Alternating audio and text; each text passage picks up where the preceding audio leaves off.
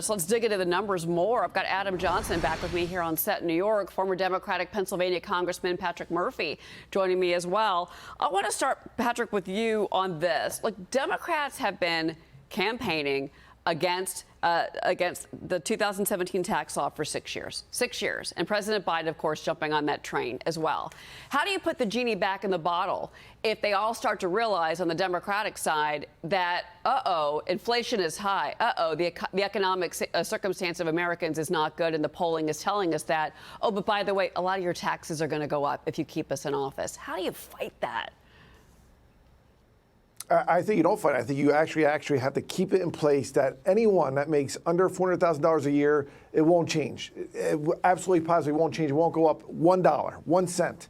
But those making over $400,000, Cheryl, you understand, we are now $34 trillion in debt. That means every American, every single American, including my 2 young kids, owe $103,000 to our national debt. When President Trump was a candidate, he said, I'm going to get rid of the national debt within 8 years. He increased it $7 trillion in his presidency in 4 years.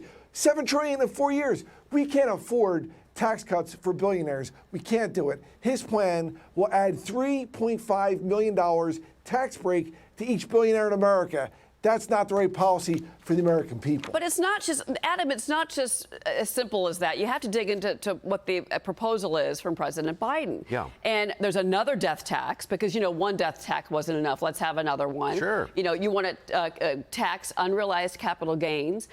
You want to go after,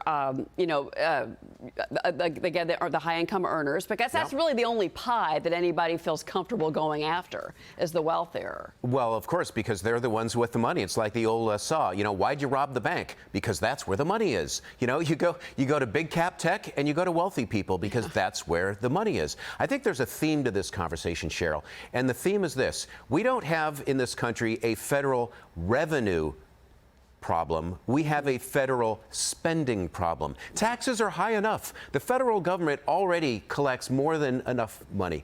The problem is it spends money it doesn't have. It gives money away. Think of what we're doing for the migrants. It's amazing. Just here in New York City, Cheryl, we effectively give away $300,000 per migrant in terms of what we're giving them. Free housing, free food, free cell phones, free health care, $300K per person. We don't have that money. We're taking care of non-Americans instead of our own Americans. It's time that we stop spending money we don't have and focus on what we do collect. And by the way, let those tax cuts stay in place because hard-working Americans deserve their money. Well, you know what, Patrick Murphy? I'm assuming there's some Irish blood in there with you, Patrick. I've never asked you that. Absolutely.